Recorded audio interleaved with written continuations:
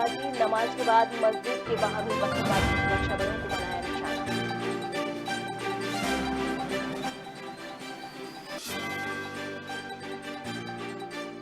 ईद की नमाज के बाद जम्मू कश्मीर चुनाव पर गुलाम नबी आजाद ने दिया बयान, कश्मीर में चुनाव होने पर लोगों के हाथों में होगी ताकत।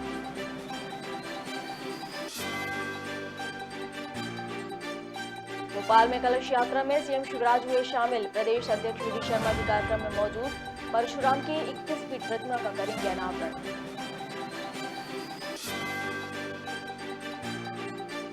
भोपाल में आबकारी विभाग की बड़ी कार्रवाई, गांधीनगर के बंजारा बस्ती में मारा छापा, कच्ची शराब की बरामद।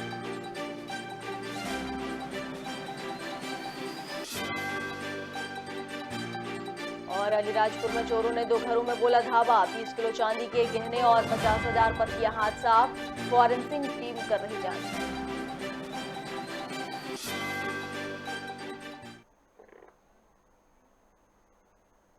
नमस्कार, खबर भारत देख रहे हैं आप, मैं हूं आपके साथ प्रियंका। चलिए बढ़ते हैं खबरों की ओर। ईद के मौके पर जम्मू कश्मीर में पत्थरबाजी की खबर सामने आ रही है। आज देश भर में ईद उल फितर का त्योहार मनाया जा रहा है। इस बीच जम्मू कश्मीर में नमाज अदा की गई। जानकारी के मुताबिक दक्षिण कश्मीर के अनंतनाग में सुबह की नमाज के बाद एक मस्जिद के बाहर पत्थरबाजी हुई, जिसमें लोगों ने सुरक्षा बलों को अपना निशाना बनाया और उन पर पत्थर फेंके।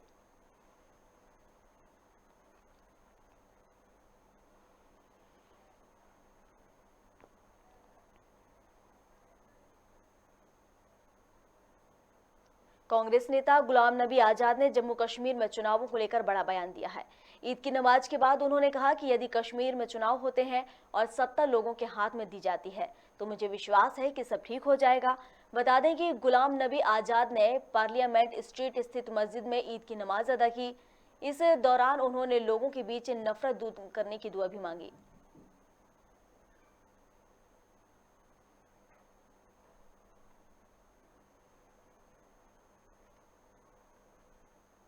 भोपाल में सीएम शिवराज सिंह चौहान और विधायक आयोजक अतिथि पदाधिकारी ने गुफा मंदिर में दीप प्रज्वलित कार्यक्रम का शुभारंभ किया।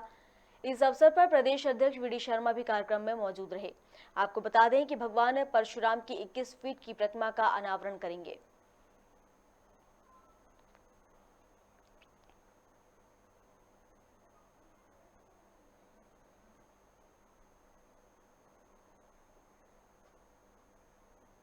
भोपाल के गांधीनगर थाना क्षेत्र के बंजारा बस्ती से ये मामला सामने आया है, जहां आबकारी विभाग के अधिकारियों ने बंजारा बस्ती में छापामार कार्रवाई की और कच्ची शराब पकड़ी।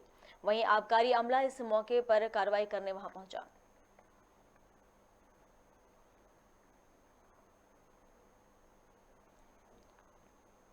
अलीराजपुर के 2 घरों में चोरी का मामला सामने आया है, जहां चोरों ने एक मकान से 20 किलो से ज्यादा के चांदी के गहने और बंगाली परिवार के घर से 50,000 नगद पर हाथ साफ किया है।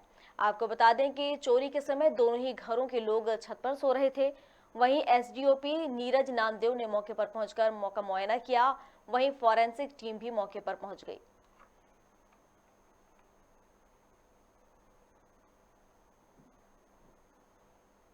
अलीराजपुर का ये पूरा मामला तस्वीरों में नजर आ रहा है कि चोरों ने किस तरीके से इस चोरी की घटना को अंजाम दिया। पूरा सामान बिखरा पड़ा हुआ है, जहां से चोरों ने 20 किलो के चांदी के गहने और बंगाली परिवार के घर से 50,000 नगद पर हाथ साफ कर दिया है।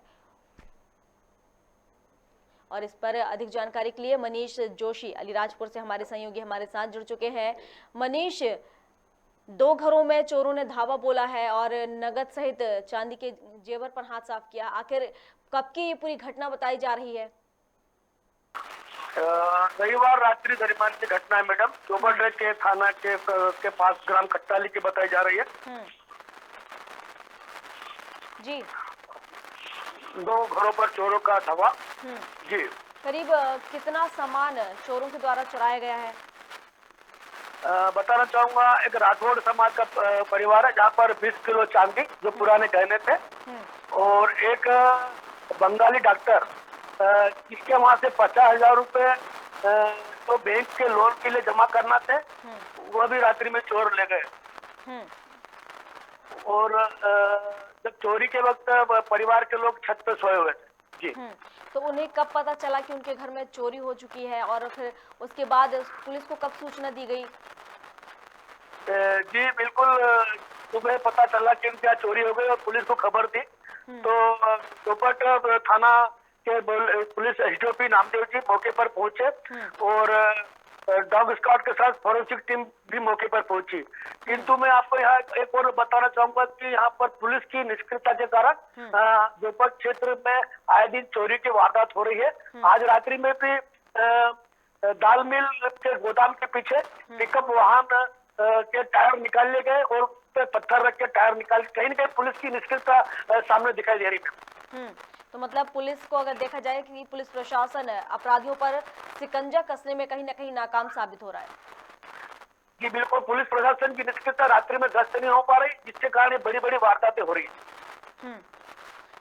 जिस तरीके से पुलिस प्रशासन वहां पहुंचा उसके बाद क्या उन चोरों को पकड़ लिया गया, क्या कोई आगे कार्रवाई हुई, क्या कुछ सुराग हाथ लगे पुलिस प्रशासन के? नहीं, जानकारी अभी तक तो कोई सुराग नहीं मिले और पुलिस जांच में जुटी हुई है। परिजनों को क्या कहना है? परिजनों का यह कहना है कि ये पुलिस की रात्रि में अगर गश्त होती समय पे और तो ये ऐसी वारदातें नहीं होती, कहीं न कहीं पुलिस की निष्क्रियता सामने आ रही है। बिल्कुल, जिस तरीके से हम देख रहे हैं कि मध्य प्रदेश में अपराधियों पर शिकंजा कसने के लिए जिस तरीके से मामा का बुलडोजर चल रहा है और इन अपराधियों पर शिकंजा कसा जा रहा है, लेकिन कहीं ना कहीं अलीराजपुर में जिस तरीके से ये मामला सामने आ रहा है, 2 घरों में एक साथ चोरी हो जाना और इससे पहले भी मतलब इस तरह के मामले सामने आते रहे हैं, तो कहीं ना कहीं अगर अलीराजपुर की हम बात करें तो ऐसा लग रहा है कि मामा का जो कहना चाहिए पंजा है वो कहीं ना कहीं नाकाम साबित हो रहा है। जी जी बिल्कुल, बहुत बहुत शुक्रिया आपका हमारे साथ जुड़ने के लिए।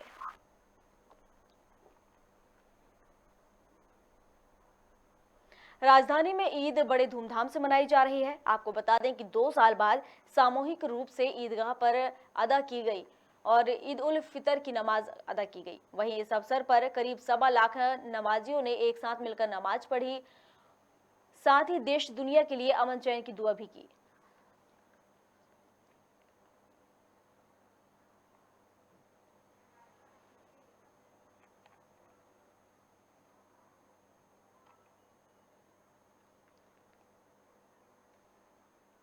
नरसिंहपुर में ईद को लेकर पुलिस प्रशासन ने शांति व्यवस्था बनाए रखने की अपील की है। इसके साथ ही भ्रम फैलाने वालों पर सख्त कार्रवाई के निर्देश दिए हैं। आपको बता दें कि त्योहारों से पहले सोशल मीडिया पर भ्रामक संदेश भिजवाए जाते हैं।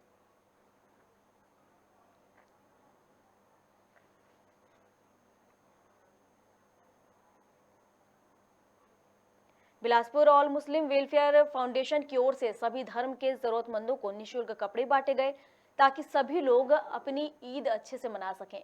वहीं फाउंडेशन के अध्यक्ष राहुल मुगल ने बताया कि करीब 7,000 से अधिक लोग इसका लाभ ले चुके हैं। तो गरीब लाचार और जो फटे पुराने कपड़े पहनते हैं उनको नए कपड़ों की वितरण किया गया है निःशुल्क और कम से कम 7,000 लोगों ने इसका लाभ उठाया है और अभी भी कम से कम 2 घंटा और चलेगा। ये सुबह 2 बजे से लेकर 7 बजे तक का कार्यक्रम रहा है हमारा और आगे भी ऐसे कार्यक्रम करते रहेंगे। और ईद का जो पवित्र महीना चल रहा है तो कल आप जान ही रहे हो ईद है, इस पवित्र में सब नए कपड़े पहन के ईद बनाते हैं। तो हमारी छोटी सी एक मेहनत है जो रंग लाएगी इंशाल्लाह। देखो, गरियाबंद पुलिस अवैध कारोबारियों पर लगातार कार्रवाई कर रही है। बता दें कि पुलिस ने चोरी के मामले में 3 आरोपियों को गिरफ्तार कर जेल भेज दिया है और आरोपी के पास से मिक्सर मशीन समेत पिकअप वाहन जब्त किया है। वहीं पुलिस सभी से पूछताछ कर रही है। राजधानी रायपुर के 3 थानों में एक पत्नी ने पति के खिलाफ मारपीट कर प्रताड़ित करने की शिकायत दर्ज कराई थी, लेकिन उसके गुहार लगने के बाद भी किसी ने उसकी एक न सुनी, जिससे परेशान महिला बेटी बचाओ संस्था पहुंची। मैं निखिल सोनी की वाइफ हूँ और मैंने उससे अलग होने के लिए उसके साथ मैं अलग हो रही थी, तो उसने मुझे ऑफिस में आके, घर में आके भी, घर में स्पेशली पहले मारा, उसके बाद फिर ऑफिस में आके मारा मैंने, जिसके चलते मैंने टिकरापारा थाने कोतवाली थाने में एफआईआर भी कराया। बलौदा बाज़ार थाने में भी एक एफआईआर हुई थी, क्योंकि मैं घर की शादी में गई थी, तो वहाँ आके भी उसने हम तीनों को, मेरी मम्मी, मुझे, मेरे भैया को, सबको, हम लोगों को थ्रेट किया मारने के लिए। तो मैंने चारों जगह एफआईआर कराया, लेकिन पुलिस के पास जाने के बाद, फर्स्ट ऑफ ऑल टिकरापारा थाने जब मैं गई थी, तो टिकरापारा थाने में संजीव मिश्रा ने उल्टा मुझ पे ही कमेंट कर दिया, तो कि तुम तो कहीं से प्रताड़ित नहीं लग रही हो, वो प्रताड़ित लग रहा है। मतलब ये है कि औरत काम में निकली है, ऑफिस गई है, तो ऑफिस के गेटअप में तो थाने पहुंचेगी ना, क्योंकि उसके साथ अत्याचार तो ऑफिस में हुआ है, ऑफिस में निकली है तब हुआ है, तो ऑब्वियस है कि वो ऐसी हालत में जाएगी। बदहवास ऐसे प्रताड़ित, पूरे दिन प्रताड़ित होके तो नहीं घूमेगी। सेम ऑन द वे मैंने कोतवाली थाने में भी जब मैं गई, तो मेरे साथ कोई न्याय नहीं मिला। बेटी बचाओ मंच के पास ये मामला आया है कि पूरा परीक्षण करने के बाद स्थिति ये है कि एक बेटी के साथ राह चलते हाथ पकड़कर अश्लील माँ बहन की गाली गलौज किया जाता है, मारपीट किया जाता है। और ये जिस ऑफिस में काम करती है, उस ऑफिस में भी एक तथाकथित पति के द्वारा जाकर के सरेराह मारपीट किया जाता है, माँ बहन की गालियाँ दी जाती है। और उस बेटी के द्वारा थाना में जाकर के कंप्लेन किया जाता है, एक नहीं 4-4 कंप्लेन किया जाता है, तो भी उसको पति पत्नी का, परिवार का, घर का मामला समझ के नज़रअंदाज कर दिया जाता है। कप्तान साहब के पास, एसपी साहब के पास भी इनका फरियाद गया है, वहाँ भी इनको सही कार्रवाई का आश्वासन नहीं मिला। इंदौर के संयोगितागंज थाना क्षेत्र में पेट्रोल पंप पर चोरी की घटना सामने आई है, जिसके बाद पुलिस ने मामले में संज्ञान लेते हुए 100 कैमरों के फुटेज जांच किए और 18 साल के आरोपी को 24 घंटे के अंदर गिरफ्तार कर लिया। इसके साथ ही आरोपी के पास से 2,78,000 रुपए बरामद किए हैं। वहीं आरोपी से लगातार पूछताछ की जा रही है। कल शाम की घटना है थाना सत्ताईस के पास पेट्रोल पंप, जिसमें सूचना प्राप्ति की 2,78,000 रुपए की चोरी हो गई। घटना तो दिन के समय की है, किंतु जब शाम के समय पेट्रोल पंप मालिक ने करना शुरू किया, कुछ पैसे उसमें से कम पाए गए। जब उनके संज्ञान में मामला आया, कुछ पैसा ऐसे चोरी हुआ है, फिर उन्होंने पूरा पैसा कैलकुलेट किया, तब उनको मालूम हुआ। इसके बाद उन्होंने रिपोर्ट सेक्टर थाने में रिपोर्ट करने पर तुरंत किया गया। कांकेर में पुलिस को बड़ी सफलता हाथ लगी है। बता दें कि आरोपी युवती के नाम से फर्जी फेसबुक आईडी बनाकर आपत्तिजनक फोटो पोस्ट करता था, जिसकी शिकायत युवती ने थाने में कराई, जिस पर कार्रवाई करते हुए पुलिस ने आरोपी को हैदराबाद से गिरफ्तार किया।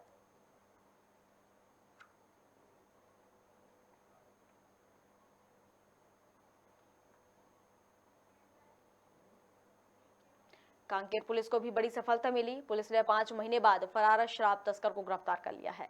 दरअसल दिसंबर 2021 में पुलिस को लावारिस हालत में खड़ी कार मिली थी, जिसकी तलाशी लेने पर 10 पेटी गोवा की शराब बरामद हुई थी।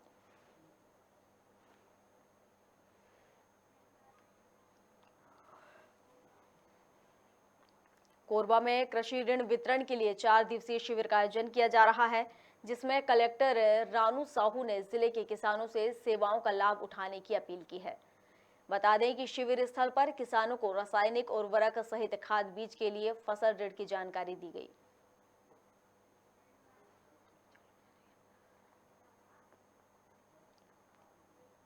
कोरबा जिले के पुलिस अधीक्षक भोजराम पटेल ने अवैध कारोबार और सामाजिक तत्वों पर सख्ती के साथ कार्रवाई करने के निर्देश जारी किए हैं। वहीं मुखबिर ने पुलिस को सूचना दी कि आरएसएस नगर गार्डन के पास किशोर बालक तलवार लहराकर लोगों को भयभीत कर रहा है। वहीं मौके पर पुलिस टीम ने घेराबंदी कर किशोर को पकड़ लिया। इसके साथ ही बालक पर आर्म्स एक्ट के तहत कार्रवाई की।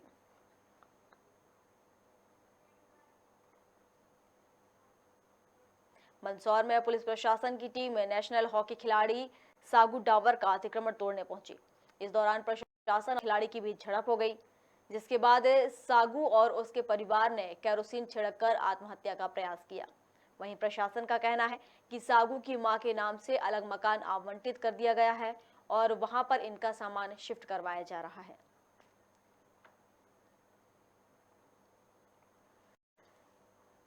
प्रशासन के कुछ लोग आए थे, तो उन लोगों ने हमसे कहा कि मकान हटाओ। हमने कहा 2-4 दिन की में, तो उन्होंने अचानक से आके तोड़ दिया और नगर पालिका कुछ गाड़ियाँ बुलाई थी, नगर पालिका से कुछ लोगों को बुलाया था, गाड़ी में भर के हमारा सामान ले गए और ये हमने कहा कि हमें 2 दिन की मोहलत दो, उसके बाद हम सब ठीक कर लेंगे, पर प्रशासन ने एक नहीं सुनी हमारी और हमारी झोपड़ा तोड़ के चले गई। मंदसौर नगर के बीच में ही शिक्षा विभाग की भूमि है जिस पर कुछ मकान बने हुए थे। इन मकानों को खाली करवाया गया और नियत स्थान पर भेज दिया गया है जहां इनका मकान है और इन्हें प्लाट भी दिए गए हैं, इन्हें वहाँ इस्टेब्लिश किया गया है। यह भूमि खेल मैदान के लिए और स्टेडियम के लिए सुरक्षित है जहां विकास कार्य होंगे। ये जो जिस ज़मीन का इशू है वो स्टेडियम की ज़मीन है और इन लोगों को पहले से अलाउदा खेड़ी में पट्टा दिया जा चुका है। ये पट्टा भी है, मौके से मकान भी बना है। ये भी 6 माह से परसों किया जा रहा था। ये सिर्फ प्रशासन को दबाव में लाने के लिए ये किया गया है। अदरवाइज़ जो कार्रवाइयाँ की जा रही हैं तहसील के लेवल पर वो सब विधि सम्मत है और बराबर इनको सुनवाई करके और इनको सपोर्ट करके ही कार्रवाइयाँ की जा रही हैं। उनके मना करने से क्या होता है, रिकॉर्ड है हमारे पास, मैं आपको शो कर रहा हूँ। देखिए मकान भी बना है ग्राम पंचायत द्वारा, जो ग्राम पंचायत के लेवल पर पट्टे जारी किए जाते हैं वो हैं, आइडेंटिफाइड है सारी चीज़ें। तो वो इनके पास एडिशनल लैंड है और ये स्टेडियम की ज़मीन है। स्टेडियम की ज़मीन पर मुझे लगता है कि खेल हॉस्टल बनेगा तो ज़्यादा लोगों को और खेल की प्रतिभाओं को लाभ मिलेगा।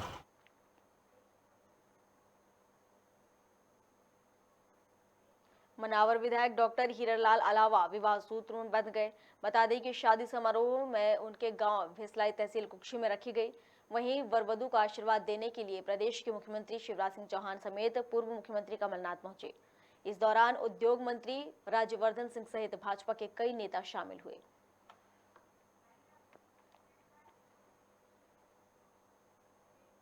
खबर भारत में खबरों का सिलसिला लगातार जारी है। अधिक अपडेट्स के लिए आप बने रहिए हमारे साथ और देखते रहिए खबर भारत। नमस्कार।